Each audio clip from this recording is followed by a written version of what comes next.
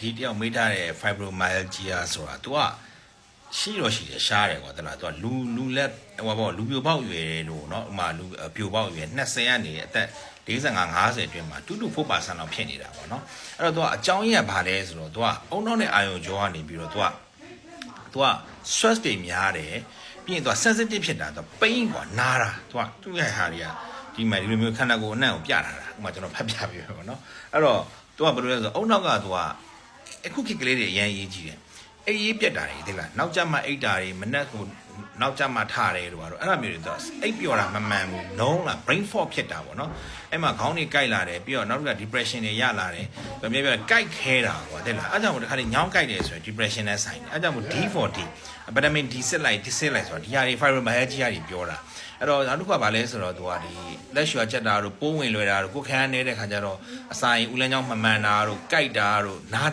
တာပေါ့ကွာအဓိက pain ဖြစ်တာပေါ့နော်ခန္ဓာကိုယ်ကသူအကြောင်းရရှာမရဘူး cause က unknown ပဲအဓိကတော့ခုနပြောတဲ့ဒီ stressful condition တွေအဲ့လိုမျိုးတွေမှာသူကအုံနောက်နဲ့အာရုံပြောသူကခန္ဓာကိုယ်ကဘယ်လိုမျိုးတုံ့ပြန်မှုနည်းနည်းလေးပြီးတော့ sensitive သွား sensitive ဖြစ်လောကြည့်လာပေါ့နည်းနည်းထိလိုက်နာပြီးကြိုက်ခဲနေပြီအဲ့လိုမျိုးပေါ့မိန်းကလေးတွေပိုဖြစ်တယ်စိတ်နဲ့နှုတ်တယ်အဲ့ကြောင့်ပြီးတော့စိတ်ကိုအရေးကြီးဆုံးပဲကျွန်တော်ခုနပြောတဲ့ IBS နဲ့တူပဲ fibromyalgia လည်းဒါပဲအုံနောက်နဲ့အာရုံကြောနဲ့ဆက်ဆက်နေတာလို့နော်ဦးလန်းကြောနဲ့လည်းဆက်ဆက်နေတာပြီးရင်တော့ muscle နဲ့လည်းဆက်ဆက်နေတာအဲ့တော့နောက်ဆုံးဆက်လိုက်တဲ့ခါကျတော့အကြောတက်တာပေါ့နော်ဟို myalgia ဆိုအကြောတွေတက်တယ်ကြိုက်တယ်အကုန်လုံးကဖတ်ကြည့်လိုက်ရင်လည်းဒါတွေပဲ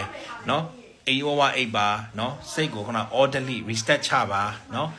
အိပ်ပြောအောင်အိပ်ပါလမ်းလျှောက်ပါအသက်ရှူလေးကျင်ငယ်လုပ်ပါအကောင့်ရေကူးခိုင်းတာပဲအဲ့လိုလူမျိုးတွေလည်းနာတာရှည်ပေါ့နော်နာတာရှည်ဖြစ်တာရှာကြည့်လို့ရှားရောအကောင်ကြီးပဲခုနပြောသလိုပေါ့နော်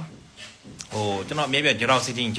ကောင်းတယ်ဒီမျိုးယောဂါတွေမှာ gelocity ပေးရတယ်သူက depression ရော anxiety ရောတက်တာတယ်ခုန pain ရောတက်တာတယ်ကျွန်တော်အမြဲပြောတယ် fibromyalgia က gelocity ပဲ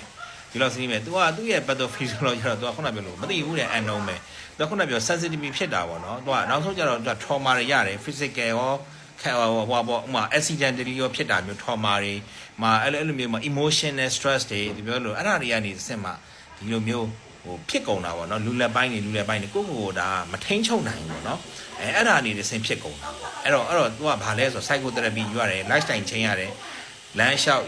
ရေတောက်လေးရှူရေတောက်လမ်းမမှန်လျှောက်ပြီးရင်ရေကူးခိုင်းရတယ်ဒီက stress management stress ကို short ရမယ်ကျွန်တော်ပြော orderly လုပ်ရမယ်ဒါတွေအကုန်လုံးကဒီအုံနောက်နဲ့အာရုံကြောနဲ့ဆက်ဆက်နေတဲ့ယောဂါတွေเนาะအဲ့တော့စိတ်ကိုလွတ်ထားလို့မရဘူး